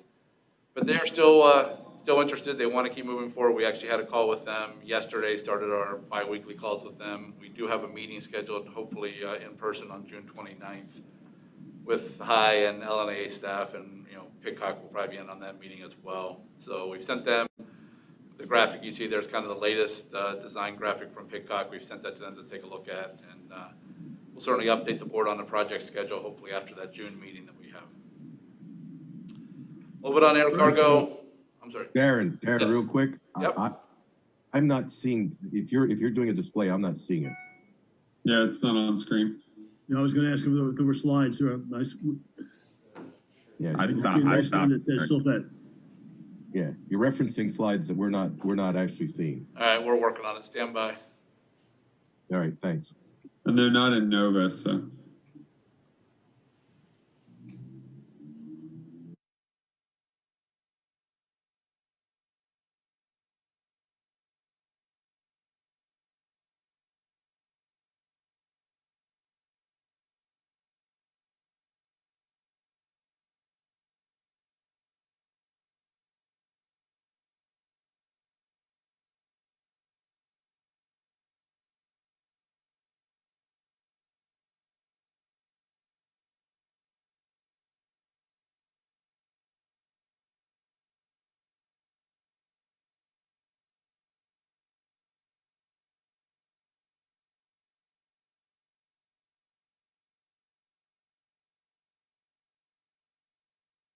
You have the slides now? Yeah. Yep, we're off. All right, so you see that now? Yep. So that's the graphic I was telling you guys about that the Pidcock developed. That's the latest sort of. My imagination. That's the latest planning graphic that we've given to HI, so they're working on it, and trying to rework some of their designs to work with our roadways and everything else we have to make, and the stormwater and everything, to make that whole area work the way we need it to. So again, we'll definitely be back to the board in the future on this. Like I said, after the June meeting, we should have a much better idea of what the project schedule looks like and how we're moving forward. Okay, let's go on. A little bit on air cargo. We have been back to talking to Amazon. We actually have been talking to Amazon the whole time. We have sent the MOU back to them last week, had a conversation with the folks there, so they're working through that. We've gotten the draft of the phase 1 of the EA at this point in time. So I know Ryan is reviewing that. We need a coordination meeting with the FAA scheduled to close out that phase 1. That's being led by AECOM, and Pidcock is helping with that on the traffic side of it. So we expect that phase 1 done in June, and then that'll give us an idea of what the rest of the EA looks like. That's really going to give us the scope for the second phase, and we'll need some more detailed information from Amazon and/or FedEx, depending on who the partner is at this point. Certainly looking like Amazon. We do have a call scheduled tomorrow with folks at FedEx just to kind of get a little status update on how things are going industry-wide for them, and how, where we fit into that, any plans they may have. Then Majestic, we are trying to get ourselves scheduled right now into FAA to talk to them again. The COVID situation has not made that easy. Majestic has the agreements. They're preparing the final draft agreements and a summary that we can use to plan our presentation to FAA. They've promised those sometime by the end of next week. We're hoping to get in with FAA no later than June 30th. I have folks from Kaplan Kershaw working on scheduling that right now. Again, just complicating things as to whether the FAA would prefer us on site, but we'll see if we're able to make that work or not. Some of the dates from here on are a little bit of estimates. We're figuring FAA doesn't do, like any government agency, anything very quickly, so we're giving them 60 days for review. Certainly ask for them to not spend 60 days, but I think we have to expect that that will be the case, that once we leave them with the documents, they'll take some time to kick them around. That being said, hopefully we'll have something back from them by the end of August. We'll then have to go back. I'm sure there will be comments from FAA to address, no matter what the documents look like. They're not going to take a look at these and not send us something back that we need to address. So expecting that, we would have those comments and then address those with Majestic and any kind of rework that we'd have to do by the end of September, and then basically deciding whether we have to resubmit to FAA or if we're able to just address those comments and then move on to coming back to the board for full approval and then moving forward with the agreement. So that'll be very dependent on the FAA's review and the amount of comments and things that we have. So just to, you know, again, some of the potential issues there on the bottom of the screen that you guys have seen in the past. So that's the entire update. Certainly happy to answer any questions. Well, you were brief and concise, Darren, so I appreciate it. No problem. I told you I could be, Mike. Yeah. Any questions for Darren? No. All right. Is there any new business for us to consider, Tom? Nothing new, Mike. Oh, Darren, you have something? Yeah, just one. Okay. We have one item for you, Mike. One quick and concise item for you, Mike.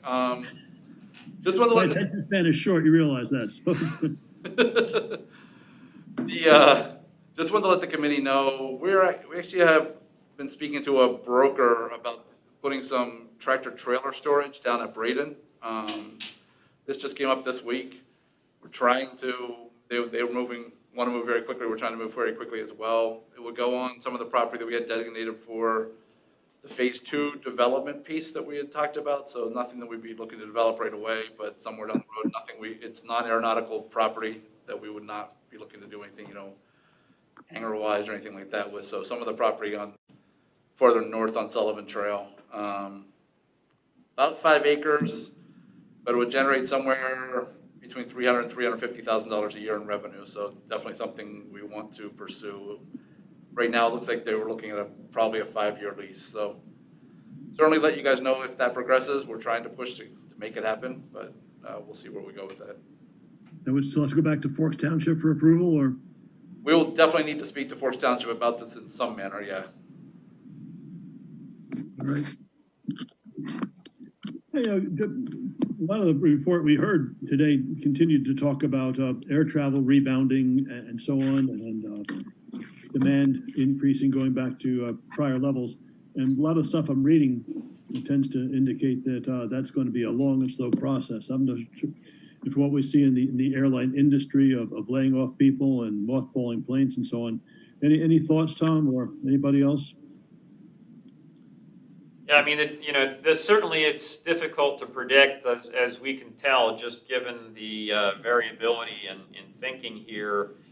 More recently, we've seen some more positive thinking, and I think it even varies based on, particularly by the carrier and the type of travel that they're familiar with. So a lot of variables. We're still in the middle of this thing, so it's hard to predict. But certainly, I think, it will take some time to work through recovery, but I think it's going to be important. As Cedric had mentioned, not just certainly with the new construction, but in general, airports in the new normal will certainly have to do their part to maintain a healthy and safe facility, as will other public areas. So I think that's going to be the focus for us, for the air carriers, continuing to implement measures to ensure personal safety. Any other questions for Tom or the staff? Then I thank all of you for your diligence and perseverance for sitting through the last hour and 15 minutes or so. Really do appreciate it. And I'll ask for a motion to adjourn the meeting. So moved. Very good. Thank you very much. Thanks, Matt. We shall move on.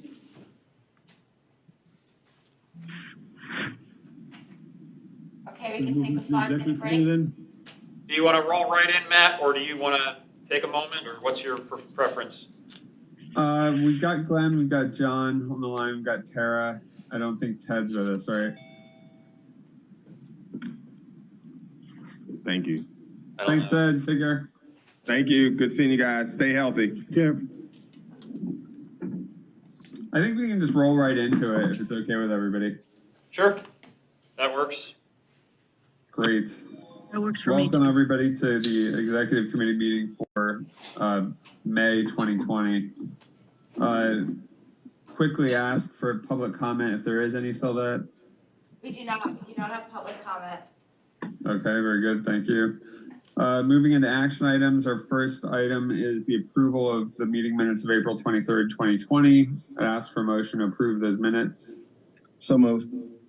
Thank you. A second, please. Second it, Tara. Thanks, Tara. All in favor, please say aye. Aye. Aye. Aye. Thank you. Any opposed? Sounds like none. Next item on the agenda is the approval of the invoices from Florio Perucci. Trust everybody's had an opportunity to review. If so, I'd ask for a motion to approve the invoice. I'll make a So motion. moved. Tara. I'll second. Thank you. All in favor, please, of approving the invoice, please say aye. Aye. Aye. Aye. Thank you. Any opposed? Sounds like none. There's no other items for action. We do have new business on the agenda. The only thing I think we've got, and it's previous business, was the discussion around the executive committee's responsibility to provide an annual review of our executive director and then to annually review our solicitor's contract and performance. I've looked into, we have a review of Tom that dates back to March 31st of 2019. There's nothing in the bylaws that states specifically when that performance should be delivered. So what I'd like to do is plan on, and didn't have an opportunity to do so for this meeting, but plan to coordinate some kind of structure with Sylvette and the team whereby we can excuse staff from our June executive committee meeting to have a discussion around performance. And in advance of that, I'd send out a small evaluation form asking you as members of the executive committee to forward your thoughts on Tom's performance relative to various different metrics from our strategic plan. I assume everybody's going to be available for June, and I don't anticipate a lengthy agenda for June, which would give us some opportunity to do that at that point. Does that sound palatable to everybody? Yep. Okay. And then as far as the review of our solicitor's contract, I'm not sure. I have not seen the existing contract. Does it have a termination date? It does not. Okay. So we just do it. We perform an annual review of that, and then a review of the performance of our solicitor in a similar fashion. That's correct. Okay. So we'll probably just roll that into. I don't know. I haven't seen anything from previous performance reviews of our solicitor. But if that exists, I'd ask the administrative team to forward that along for my review and allow me to prepare a feedback form for 2020. We can take a look for that, Matt. Thank you. Sure. The other item that Tom and I briefly discussed in our prep call that's somewhat new is the review of our committee structure. We have discussed, and I want to kind of put this to the executive committee for discussion. Presently, we have the finance committee. The only committee that's called for from our bylaws is the executive committee. We've formed a finance committee chaired by Mr. Geisinger. We've formed a business committee that's presently chaired by Mr. Dowd, and then we have a general aviation committee, which is co-chaired by Mr. Rosenberger and Mr. Dames. I'm not sure about the need thus far. The purpose of those committees is to forward items to the board, policy items to the board for review and approval. I'm not so sure about, I don't know, maybe, Tom, maybe you can refresh us when we last had an action item for the GA committee, but it's been a while. Yeah, I think really, Matt, yeah, you're right. It's my recollection is it's been, obviously, of course, meeting minutes, but I don't know that there's been an action item besides those brought forward. Gotcha. So really, and unfortunately, neither Ted nor Brian are with us today to weigh in on this, but we do have Colin, who's acted as the sort of de facto liaison to the General Aviation Committee. My thought initially, and the first thing I want to say is, I'm not Eddie in his time as our chair shook up the committee structure back in this time last year, I guess. I'm not really warm on the idea of shaking things up too significantly. I think it's working out pretty well. So I take the mind of if it ain't broke, don't fix it. But I do want to make a recommend a slight shift.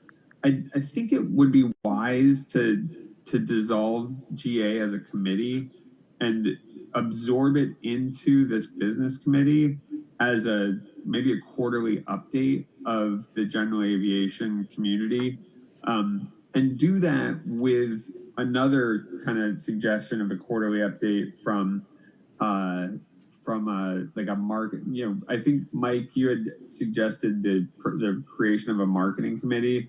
Again, I'm not crazy about the idea of creating additional committees, but I do like the idea of staff working with our sharp marketing people to provide some feedback and some updates to that business committee on kind of a quarterly basis as to what they're doing in terms of advertising and promotion and what kind of marketing activities they're engaged in, maybe delivered by Darren, and then sort of seek other potential quarterly updates that we could do within the framework of that business committee.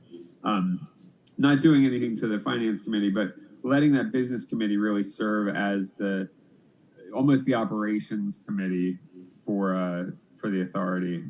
Is that something that sounds, Mike, as far as the marketing side, would that serve or satisfy what you're talking about? And Colin, maybe I'd ask you kind of what your thoughts are on the GA being turned into a quarterly update for a business committee.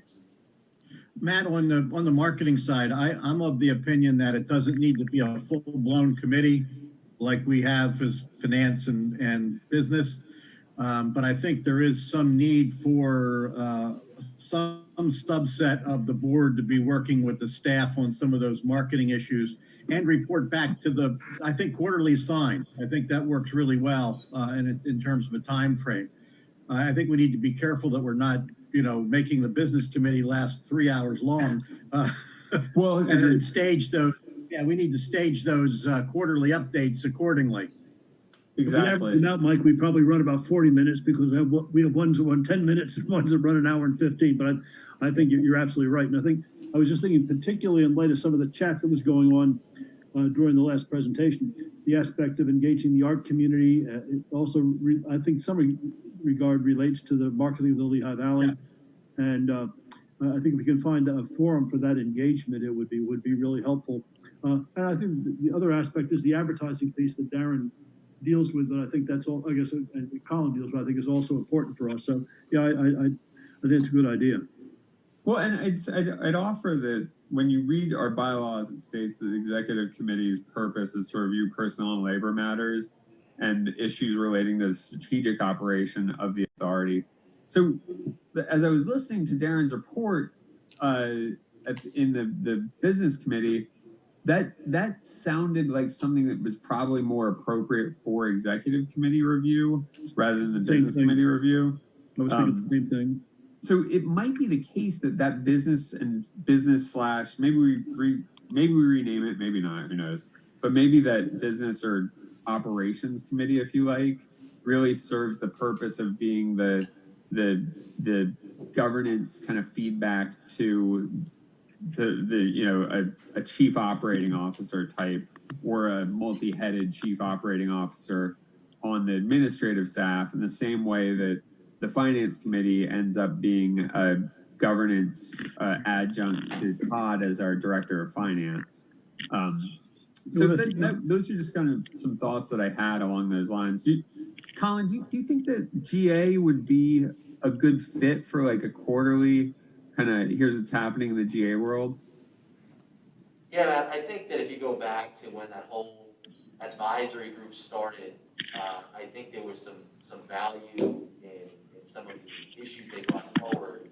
And that continues today, and I don't think it separately needs to be its own committee. And I think you run into issues when you have long days of committee that sometimes that gets, pushed all the way to the end and there's nobody around. I mean, we started the GA newsletter, so information is flowing out now. And I think that within a committee, in the structure, and bringing that, because some of it entails everything. From Darren's side is, the business side as he runs the operation at both of those spots, and some of the other people on staff. I think there's a lot of value into melting that into another committee and doing a quarterly update. Because sometimes, as we do our newsletter quarterly, it takes some time for some of these initiatives to make its way down the road. So, I think that it would be beneficial and probably more productive information-wise to melt it into another committee so that a lot of the directors that play in roles in that way can be in there. We can probably have more participation from other people on the board. That's what I was thinking. The one thought there is that if we, the thought process behind whether something should be aired in the operations committee or / business committee or an exec is it strategic or is it tactical? And I think that, so to take a look at Ryan's kind of capital projects update, that's a good fit for the operations committee because it's kind of giving you a sense of what's happening right now. But the even perhaps the evaluation of the terminal connector project, these projects before we engage in them, those might be more appropriate for discussion within an executive committee.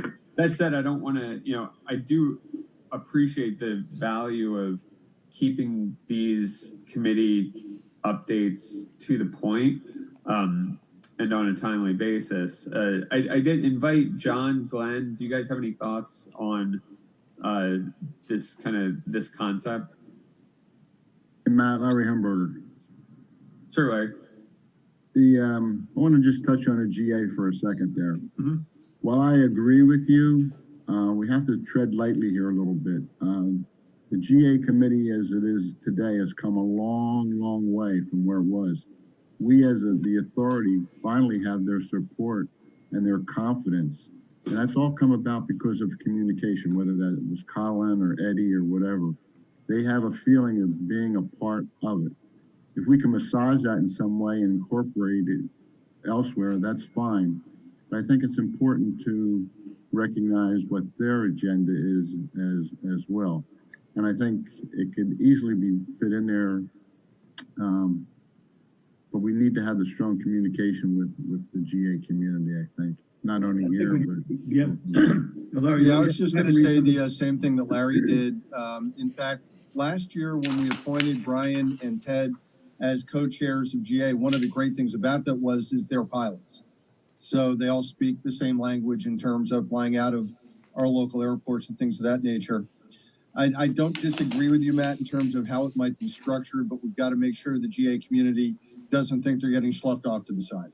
Yeah, absolutely. It's a lot of difficulty, great opportunity, but difficulty. It goes back to the time that the whole aspect of what was going to happen to Braden Airport came up and wasn't going to be sold, and an organization that included Chuck Dykount and Eddie and several others who really began to give some fire to that. So I think we can massage it, but I think they need to know they're part of the organization. They need to know their voice is heard. I think it also has a political aspect that Tara might think about, because they would be right back, I think, with Northampton County Council if they don't feel as if they're really engaged. No, I do believe that. Oh, go ahead. No, that's what, but I do believe you're right. And I've had numerous meetings with Clarissa and Megan, and I know that they are much more satisfied with the relationship with the airport, not exponentially, but I think it is getting better. And I think You said something before, if it's not broke, don't fix it. So this is not broken, and we're actually moving forward with it. So I wouldn't rock the boat on that.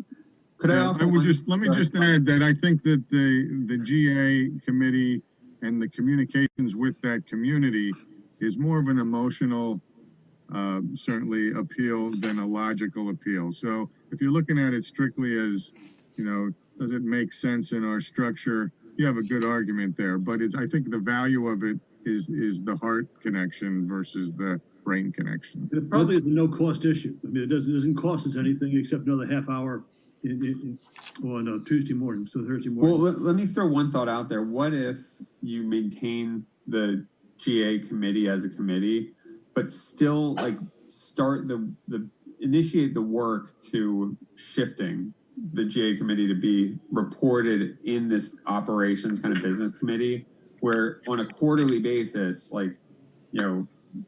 May and August and November, we're doing this is the GA version or the GA flavor of the business committee, and there's an update. We're doing 10 to 15 minutes, just so that I'd like to see that become part of the regular rep of the business committee, just so that we can, whether it's GA, so the thoughts that I had were let's get GA integrated into the business committee. Let's not pull the rug out from under them on their own committee at the moment, but perhaps they'll start to see the value of, hey, why do we meet as a committee just to do an update? And then also give them the forum to do that update in the business and operations committee. And what I'd like to see is that for the board meetings, the report out from that business and operations committee each month that includes on a quarterly basis, it'll be some integration of what's happening at GA into our regular board meetings. The other one, as a kind of candidate for quarterly updates, so you'd have marketing, GA. I think there's a possibility. I think air service is another kind of thing that I think our group would like to hear about on at least a quarterly basis, like how progress is going on air service. Before you move too far away from GA, I just want to say that maybe instead of making the decision for GA to say that they should be under the business committee agenda, maybe ask them how they feel about that, if that works for them. Because right now, I guess in the last year or so, what we've been doing is trying to repair the relationship and the perception of how GA works within the whole framework of the airport board.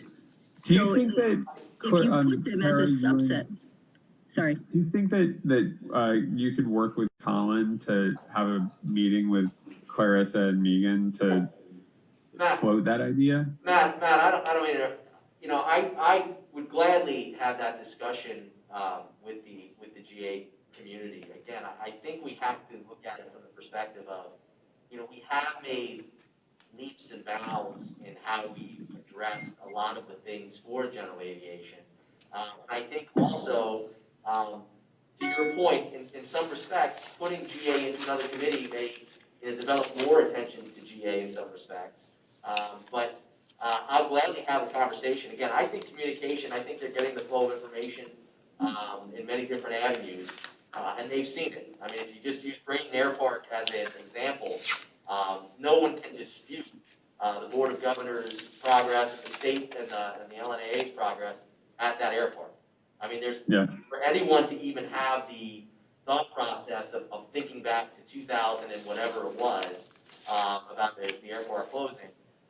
I mean, you have businesses down there, there's a new terminal building down there, there's thoughts of how to generate more revenue down there, as you heard from Darren today.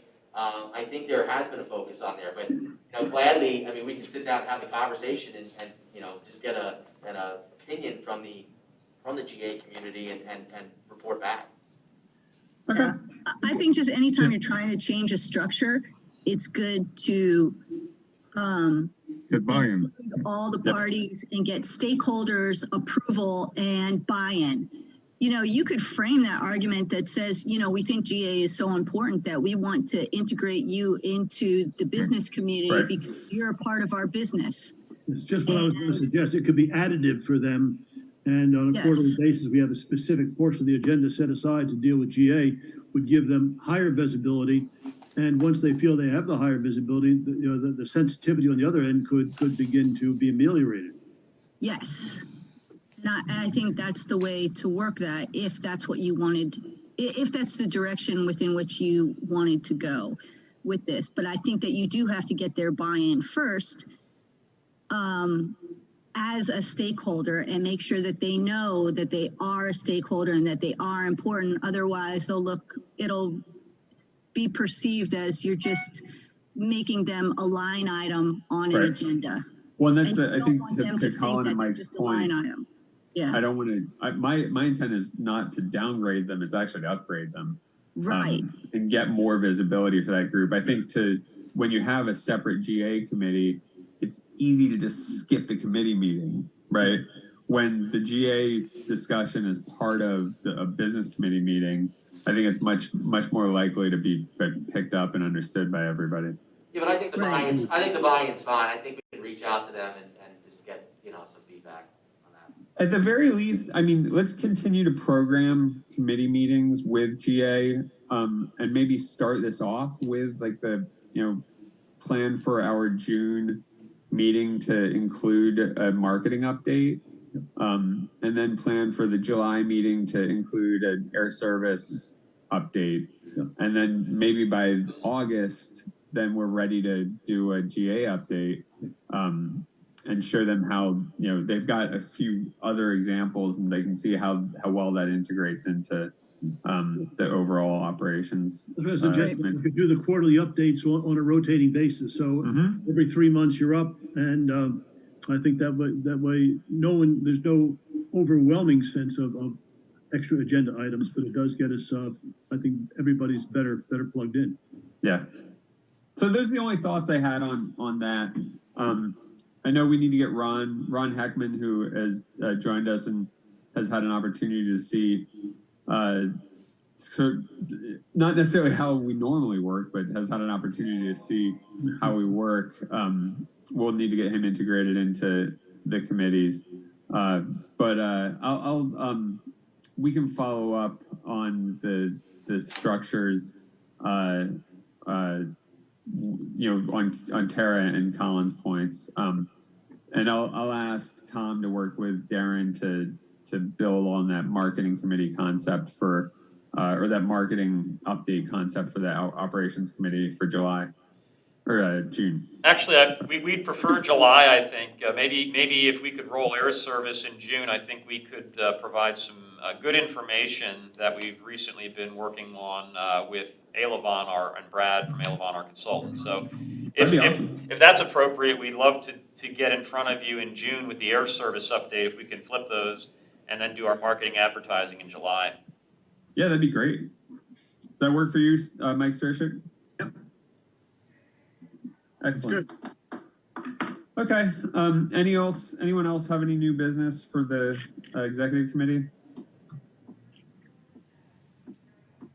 Okay. I don't know if we have a need to enter into executive session, Judge.